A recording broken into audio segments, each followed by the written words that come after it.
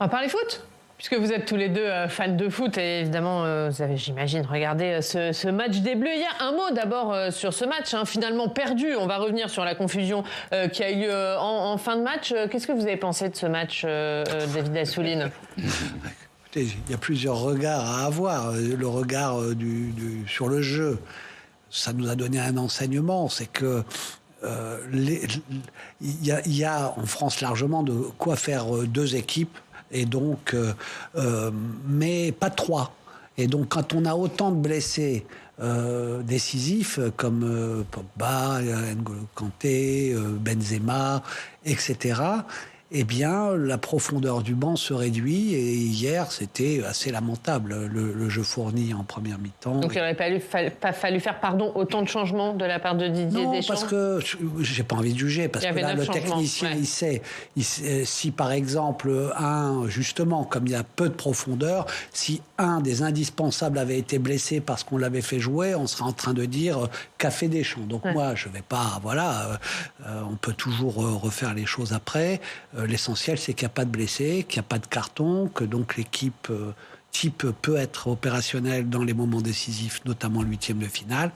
Mais voilà, on a pu constater, l'enseignement d'hier, c'est que on y va à l'os et on n'a pas intérêt à avoir des blessés plus tard. Après, j'ai un deuxième commentaire à faire qui est là sur quelque chose de très symbolique Juste si c'est sur le but de Griezmann, c'est ça? On va en parler sur la coupure. On va évidemment en parler, mais on va quand même faire réagir Stéphane Piednoir, évidemment. Qu'est-ce que vous avez pensé, vous, de ce match? D'abord, je voudrais dire que parmi les différences qu'on a, il y a au moins un point de convergence, c'est la passion du foot avec David Assouline, je crois. J'ai pas eu la chance de pouvoir le regarder parce que j'étais en hémicycle hier après-midi, moi. Mais c'est une question d'ailleurs. Jean-Raymond Hugonet posait la question, est-ce qu'il ne faut pas suspendre le travail parlementaire quand il y a des matchs de l'équipe nationale? Non, je crois qu'il l'a peut-être dit sur le fond de la posée. C'est vrai que ça existe dans certains pays, alors en Italie notamment, mais ils ne sont pas qualifiés cette année, donc le problème est réglé pour eux. C'est pas que cette année, depuis 10 ans. Mais en tout cas, moi j'étais en hémicycle pour voter les crédits relatifs aux collectivités territoriales. J'avais notamment des amendements à défendre. Donc je crois que j'ai pas raté grand-chose, en fait, ce qu'on me dit. J'ai pas raté grand-chose de ce match. Moi aussi, sans juger, je peux dire quand même que 9 changements d'emblée. On sait que ce troisième match, et quand on a la chance de se qualifier dès les 2 premiers matchs, c'est ce qu'a fait et très bien fait l'équipe de France en étant d'ailleurs chahutée sur ces deux premiers matchs. Elle a eu la capacité de se qualifier tout de suite. Et donc, on sait bien que ce troisième match est un match pour faire jouer les coiffeurs, comme on dit, faire tourner l'effectif. Mais donc il a eu raison de gérer. Oui, mais 9 d'un coup, on voit bien d'ailleurs à la fin, on est obligé de faire rentrer quelques cadors pour essayer d'inverser la tendance. Peut-être qu'il y avait un équilibre à trouver en faisant moitié-moitié, parce qu'on sait que la profondeur du banc n'est pas là. On a eu beaucoup de blessés, on a une attaque de feu, mais on a quasiment pas de milieu de terrain et en défense, ils sont tous pas à leur place, quoi. Donc c'est un peu compliqué de jouer. Et je voudrais dire qu'il faut toujours aussi respecter l'adversaire. Moi, je me félicite que ça n'est pas la Tunisie, on le voyait, était très très allante pour gagner ce match. Et je me félicite que ça n'ait pas faussé l'issue des qualifications pour les 8e de finale, puisque même en concédant cette défaite à la Tunisie, la France est qualifiée et la Tunisie n'est pas qualifiée. Donc ça n'a pas faussé le jeu. On va revenir sur ce qui s'est passé en fin de match. On va écouter d'autres supporters que vous, puisque Gaspard Flamand est allé en rencontrer hier, voir ce qu'ils ont pensé de ce match. On les écoute. On a vu qu'il y avait quand même une petite différence de niveau entre le début et la fin du match, quand il y a les titulaires sur le terrain ou quand ils sont sur le banc. Je pense que c'est de bon augure pour la suite. Le match n'était pas de très très bonne qualité, mais tout le monde va arriver en forme pour les 8e et c'est ça qui compte. Alors je ne l'ai pas vu en entier, mais on m'avait prévenu que c'était un peu décevant ce soir. Et là par contre, on avait marqué et au final on n'a pas marqué. Oui, là c'est très décevant. Ouais, je suis confiant parce que je sais que derrière là, il a économisé tous les joueurs de l'équipe A en gros, enfin tous les joueurs qui sont titulaires depuis le début, les a économisés. On a été qualifiés, on le savait. C'est pas... Moi, franchement, je suis confiant pour la suite. Ouais. Ça va, on va la gagner cette Coupe du Monde. Vous êtes confiant, on va la gagner? Oh, moi, là, vous avez l'air moins confiant. Non, parce que je sais très bien ce que c'est qu'une Coupe du Monde.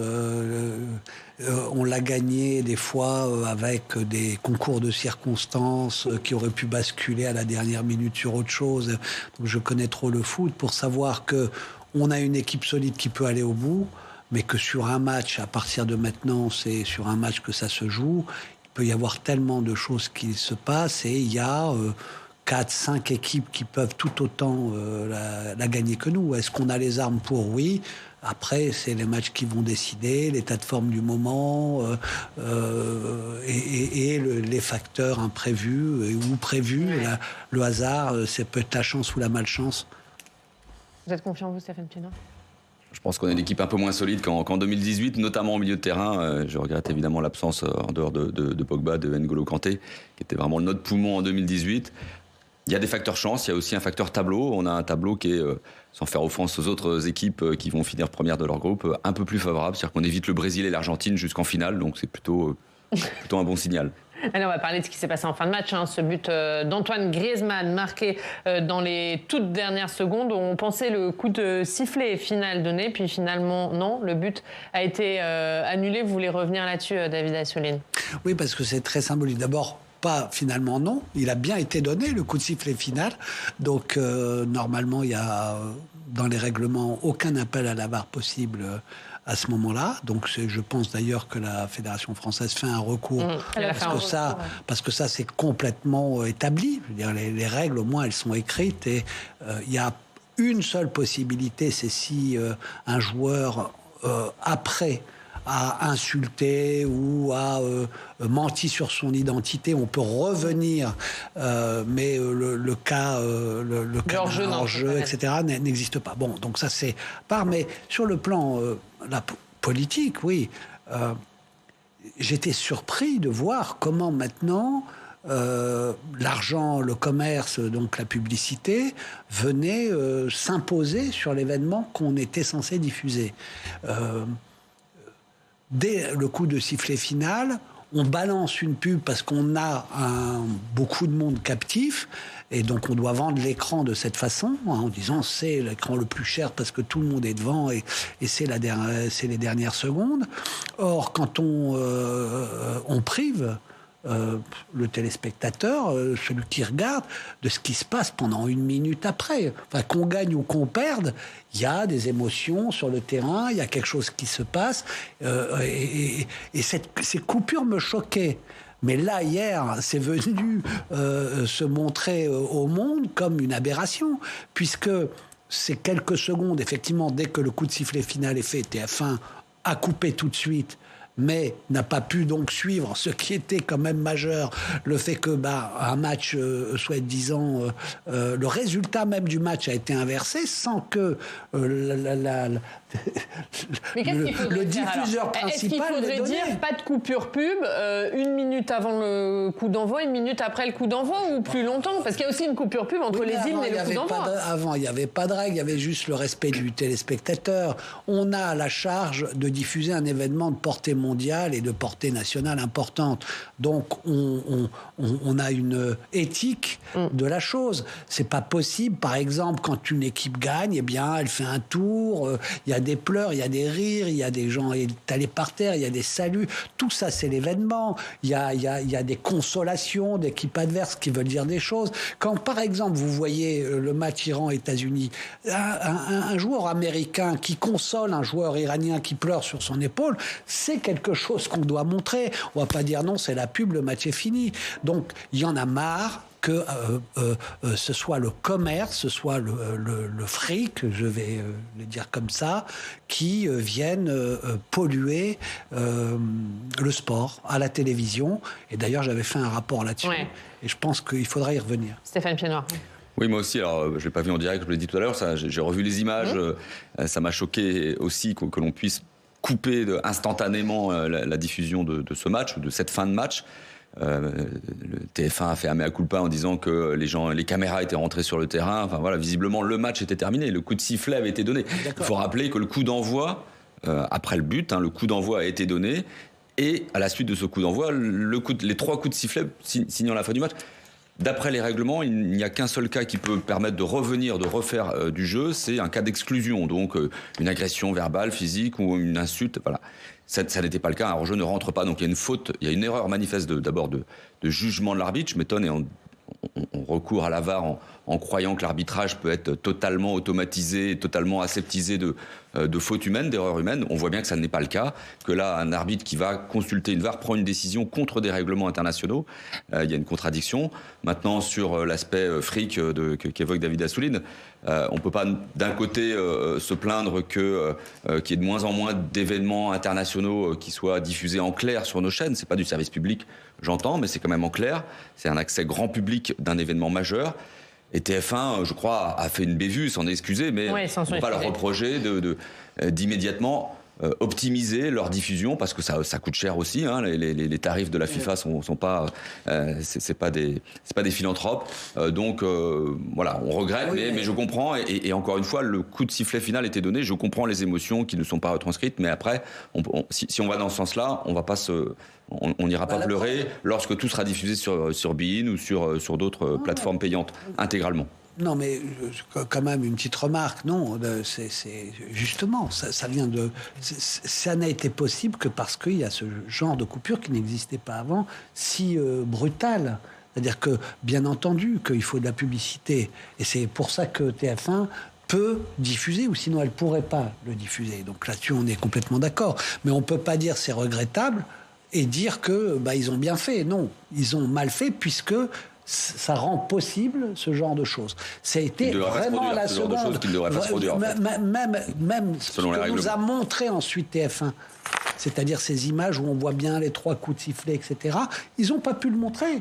C'est après, ils nous l'ont montré pour prouver leur bonne foi. Or, on aurait pu le juger s'ils ne l'avaient pas coupé. Bon, donc, franchement, il ne faut pas que pour des histoires d'argent, on altère c'est une information, l'information et la qualité des programmes que l'on diffuse. Bien entendu, ça ne veut pas dire qu'il n'y a pas besoin d'argent ou que j'ignore cette nécessité. On va continuer à parler sport, on va parler des Jeux Olympiques. Puisque hier, vous étiez en visite, on est à 600 jours des Jeux Olympiques, un tout petit peu plus, et vous étiez en visite sur le chantier du site du village olympique à Saint-Ouen. C'est là que la totalité des athlètes seront hébergés. Marion Delpech et Adrien Pain vous ont suivi, on regarde le reportage. 3500 ouvriers, 37 grues et pas moins de 40 architectes. D'ici mars 2024, ce chantier pharaonique laissera place au village des athlètes.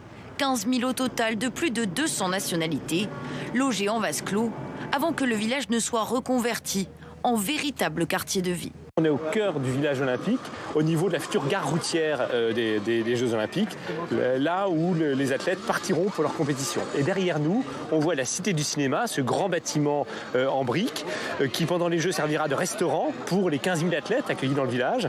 Et derrière, on voit les bâtiments de logement qui s'élèvent sur Saint-Ouen et sur Saint-Denis, et qui serviront donc de logement pendant les Jeux, et qui après les Jeux accueilleront 6 000 habitants et 6 000 salariés. Construit sur cette ancienne zone industrielle de 52 hectares, le site est un concentré du savoir-faire français dans le domaine de la construction à l'international. Réduction d'empreintes carbone, lutte contre les îlots de chaleur urbains, signalétique inclusive et multisensorielle, tout a été pensé pour répondre aux enjeux environnementaux. Cette délégation de sénateurs est venue s'en assurer sur le terrain après avoir lancé une mission d'information. À ce titre, nous sommes évidemment très attentifs à la question financière, de vérifier que nous restons dans l'épure de ce qui avait été annoncé, et puis différents aspects dont au fur et à mesure, au fil du temps, on voit qu'ils sont importants, notamment la question de la sécurité. Ce qui nous importait aussi en venant plus spécifiquement ici, c'est de voir comment la problématique environnementale, qui était un des aspects très mis en avant dans la candidature française, comment elle se concrétisait à travers la réalisation de ce village olympique. Le quartier en construction, dont la superficie équivaut à 70 terrains de football, s'étendra sur 3 communes, avec une ambition, se hisser à la hauteur de l'événement. Stéphane Piednoir, quelles ont été vos impressions lors de la visite de ce chantier ?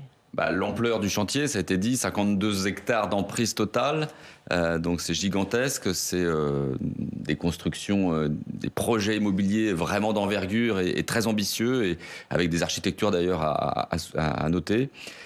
Et puis c'est des travaux en intégration, c'est-à-dire moi ce qui m'a épaté, souvent quand on a ce genre de construction, on a un périmètre qui est entièrement clos et on construit intégralement à l'intérieur de ce périmètre. Là, il faut composer avec un collège à côté, avec des boîtes qui continuent à tourner, un musée. Et il faut jongler avec ça. La sécurité, on l'a bien entendu hier, est vraiment un axe majeur de la politique qui est appliquée sur place, avec des rues qui sont vraiment totalement fermées, ce qui n'est pas sans poser des problèmes de circulation, et aussi pour les familles et les enfants qui doivent aller dans le collège. On est vraiment, le collège est dans le périmètre, au plus près des constructions. Donc tout ça, c'est épatant. C'est l'accélération aussi des choses, parce que on voit à la fois sur le plan urbanistique, puisqu'il aurait fallu probablement 15 ans pour réaliser un tel projet immobilier. Là, ça va être réalisé en 6 ans depuis l'acquisition, les premières acquisitions foncières. Et puis c'est l'accélération aussi sur le côté vertueux, économe en carbone, près de 50% de gains de CO2 par rapport aux normes 2019. C'est énorme, ça veut dire qu'on a utilisé beaucoup de bois, du béton bas carbone aussi. Et on voit que ce type de grand projet national, un peu international, accélère des politiques publiques en fait, qu'on essaye de mettre en œuvre parfois par des lois de manière un peu plus laborieuse. Oui, David Assouline, vos impressions. Et puis, il y a 2 questions. Après, je vous reposerai la question, Stéphane Piednoir. 2 inquiétudes. Est-ce que les délais seront tenus? Est-ce que les coûts seront respectés? Est-ce qu'il y a une inquiétude sur le dépassement des coûts de ces JO? Bon, première impression quand on est là-bas, c'est que c'est beaucoup plus gigantesque que ce qu'on a pu imaginer. Il n'y a plus de grue maintenant puisque le gros œuvre est fait. Mais franchement, on est en même temps rassuré parce qu'on se dit que on est à temps. C'est-à-dire que c'est bien avancé. Il y a ce gigantisme et en même temps, on pourrait paniquer parce que même pour un petit immeuble à Paris, les délais respectés, je ne sais pas quand ça existe dans ce pays. Donc, sur un tel chantier, mais là, on n'a pas le droit à l'erreur. 31 décembre, ça doit être livré parce qu'on ne va pas reporter les JO parce que c'est pas livré. 2023. Donc, 2023, oui. 2023. Ouais. Oui, là. Donc, d'abord ça, le fait, j'ai été aussi impressionné par le gigantisme, mais aussi par le fait qu'on voit bien que maintenant on est dans une dernière phase et qu'on va être à temps dans 1 an. Ensuite, j'ai aussi été impressionné par la façon dont on a conçu les choses et de façon écologique, c'est-à-dire les matériaux. On voyait le bois, même quand il était après recouvert des structures en bois. Bon, et ça, faut le vouloir, tout un tas de recyclage de matériaux, de terre, etc.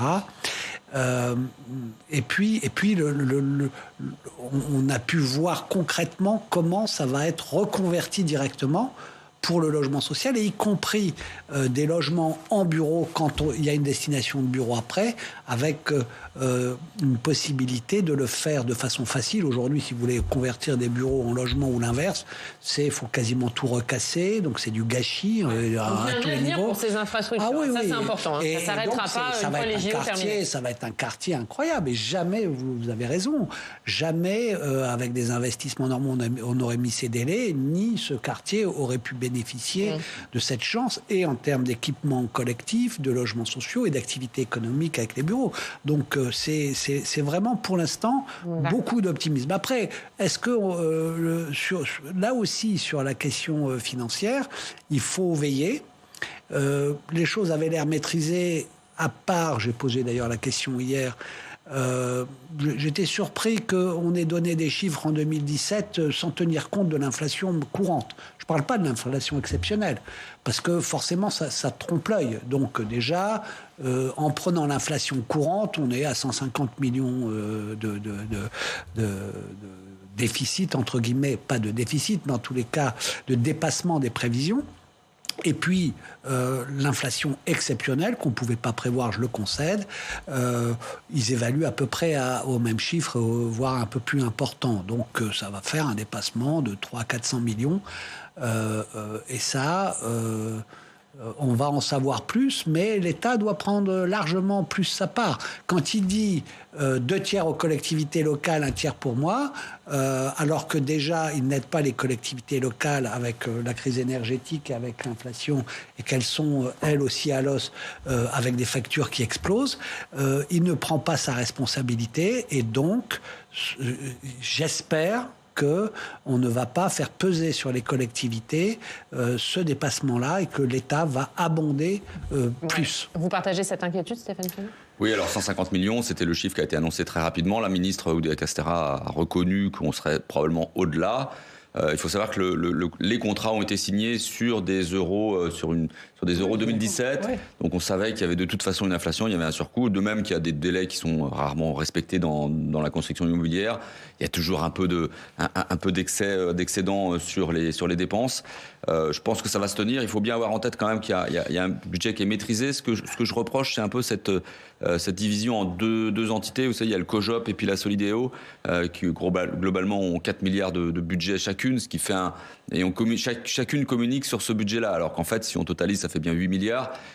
Donc ça nous rapproche des standards. Londres, Tokyo, c'était 13 milliards à chaque fois. On est quand même bien moins, donc c'est quand même des Jeux Olympiques qui se veulent vertueux dans la dépense publique. Vous parlez des... Je comprends que Paris soit inquiet pour supporter les surcoûts dans les mois prochains. Parce qu'il y a la région, aussi. Vous connaissez Madame Pécresse, je crois, et puis il y a la Seine-Saint-Denis qui a déjà suffisamment de fardeau à assumer parce que c'est un des départements les plus pauvres et qui supporte le plus de pauvreté en France. Et donc, c'est normal que j'avertisse, tout en pensant qu'il y a quand même une maîtrise. Il y a eu des dérapages tellement fous dans l'organisation des JO, la Grèce, le Brésil, enfin bon. Visiblement, ça n'est pas le cas. Ça n'a pas l'air d'être le cas, mais on n'est pas au bout.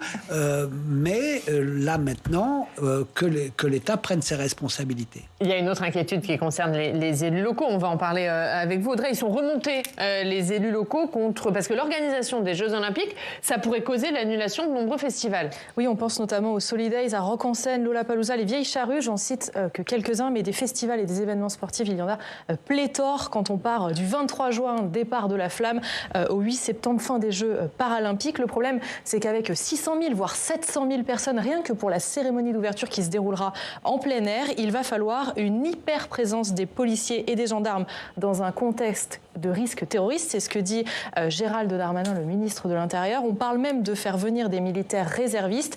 Tout cela au détriment des autres collectivités qui accueillent des événements qui ne sont pas liés aux Jeux. Il y aura moins de forces de sécurité disponibles. Le ministre de l'Intérieur évoque même la possibilité de déplacer, voire d'annuler certains événements. Pour vous donner une idée, le Tour de France, qui est quand même une institution, voit son départ décalé en raison des Jeux Olympiques. Alors les élus montent au créneau, évidemment, parce qu'on parle de dizaines de millions d'euros d'investissement, d'argent récolté, d'emplois. Et donc, la semaine dernière, c'est David Lisnard, le président des maires de France, qui s'en est emparé. Il a transmis un message à la Première ministre dans son discours à l'AMF. Écoutez. Je crois qu'il serait très mauvais pour l'image même des JO, mais surtout très mauvais pour notre pays, que les festivals, les animations d'été, les grandes rencontres soient annulées, décalées, perturbées, réduites à cause de ce qui serait vécu comme les Jeux Olympiques. Je sais que